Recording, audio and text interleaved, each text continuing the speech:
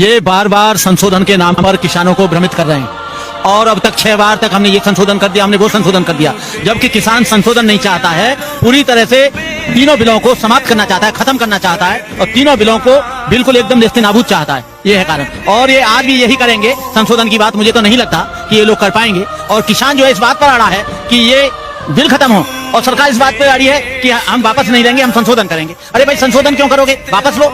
जब किसान चाहता ही नहीं उस बिल को और किसानों की बगैर मर्जी के आप मुझे खाना दे रहे हो, मैं खाना नहीं चाहता हूं, तो आप किसको खिलाएंगे? वो जबरदस्ती हमारे मुंह में घुसेड़ना चाहता है। हम लोग बीच का रास्ता निकालना चाह रहे हैं। हम लोग हिंसा के पक्ष में नहीं है, क्योंकि देश बनाने वाले हम हैं, देश को खाना खिलाने वाले हम हैं, तो हम नहीं चाहते कि देश में हिंसा फैले। इसलिए मैं बार बार वार्ता के लिए उनके बीच में जा रहा हूँ। लेकिन ये तानाशाही सरकार किसानों की सुनने वाली नहीं है, क्योंकि ये बड़े लोगों के हाथों बिक चुकी है, मुझे पूरा विश्वास है। लेकिन आज नहीं कल ये सरकार झुकेगी और किसानों के दरवाजे के सामने मत्था टेकेगी, मुझे पूरा विश्वास है। देखो भाई, ये जुमलेबाज हैं, झूठ बोल के सत्ता में आए, झूठ बोल के इन्होंने संसद की कुर्सी हथियाई।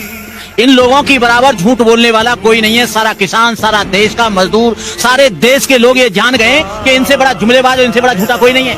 पहले जब ये सत्ता में आए तो कहा इन्होंने 15-15 लाख रुपए मिलेंगे, काला धन वापस होगा और 2 करोड़ लोगों को नौकरी मिलेगी। अब 2 करोड़ नौकरी तो नहीं मिली, वो संस्थान और बेच रहे हैं। इसी तरह से ये किसानों के खेतों को बेचेंगे, किसानों को बधुआ बना देंगे, किसानों को ये गुलाम बना लेंगे। ईस्ट इंडिया कंपनी है ये नई ईस्ट इंडिया कंपनी आई है। पहले वो ईस्ट इंडिया कंपनी थी जिसने देश पर कब्जा किया, अब ये अडानी और अंबानी ईस्ट इंडिया कंपनी आ गई जो देश पर कब्जा करने के लिए चाह रहे हैं। अब किसान जाग गया है, किसान इतना बेवकूफ नहीं है, किसान पढ़ा लिखा है। किसानों में MA PhD भी है, डीलिट भी है, किसानों में डॉक्टर भी है, इंजीनियर भी है। अब पहले की तरह बेवकूफ नहीं है। इनको, इनके बाप को भी ये बिल वापस लेना पड़ेगा और किसान इससे ज्यादा कम पर समझौता नहीं करेगा। संशोधन के नाम पर ये फिर गुमराह करना चाहते हैं। कभी गृह मंत्री को भेज देते हैं, कभी रक्षा मंत्री को, कभी कानून मंत्री को। इनकी जरूरत नहीं है। कृषि मंत्री और प्रधानमंत्री सीधा आ जाओ, कहते कि बिल वापस ले लिया भैया, आप अपने घर जाओ। उनको पहले वचन और वादा कर चुका है अडानी अंबानी को।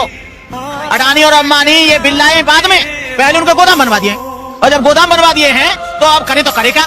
गले में हड्डी ऐसी फंसी है, यदि वापस लेते हैं तो दोनों पूंजीपति घराने नाराज और नहीं वापस लेते हैं तो इधर किसान नाराज। अब उसको कोई रास्ता दिखाई नहीं दे रहा है। इसने तो ये सोचा था कि किसान बेवकूफ है, मान जाएगा और किसान तो ऐसा है कि उसको कैसे भी भरमा दो। लेकिन किसान जब उठ खड़ा हुआ, 3 महीने से पंजाब में आंदोलन चला, अब उत्तर प्रदेश में आंदोलन चल रहा है, मध्य प्रदेश में आंदोलन चल रहा है, बिहार में आंदोलन चल रहा है, हरियाणा में आंदोलन चल रहा है। पूरे जब देश के किसान जाग गए तब इनको पता लगा कि मैंने तो बेकार इनके गोदाम बनवा दिए। अब गोदाम बना दिए उनके अरबों रुपए के, तो अब क्या करेंगे कि यदि ये वापस मिल लेता है तो इसको रुपया नहीं देंगे वो इलेक्शन लड़ने के लिए, और रुपया नहीं देंगे तो सत्ता में कैसे आएंगे? तो ये चक्कर है। सुना, अभी EVM खत्म हो जाए, ये कल सत्ता में से हट जाएंगे, दूसरे लोग आ जाएंगे। ये EVM भी बड़ा खतरनाक है, यही बच्चा देता है राजनीति का, यही कुर्सी और MP पैदा करता है, कोई वोट इनको नहीं देता है। तो ये कारण है भैया, क्या करें? फंस गए ये चक्कर में। ये जो बिल ला रहा है इसे कौन कह रहा है? तू बिल्ला नहीं, मैं पूछ रहा हूँ, किसने कहा?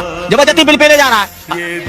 हम ले नहीं रहे बिल, तुझे हम बिल पास कर रहे हैं कि ये बीजेपी गवर्नमेंट बदलनी चाहिए। क्या हट जाएंगे ये लोग? हम कह रहे हैं हम प्रधानमंत्री नहीं मानते तुझे, तू हट जाएगा?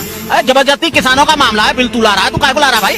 क्या करेगा बिल ला के यहाँ पर है? और ऐसा बिल ला रहा है, कोई जरूरत नहीं है इसके बिल फिल की। ये बिल तुरंत हटना चाहिए और इसकी जरूरत नहीं है। और इसके बिल फिल को कभी कोई नहीं मानेगा, कभी कोई नहीं मानेगा किसी भी हालत में, और इनको कोई अनाज नहीं देगा अडानी और अंबानी को, ये बकते रहे। हम लोग किसी भी तरह से हिंसा नहीं चाहते हैं।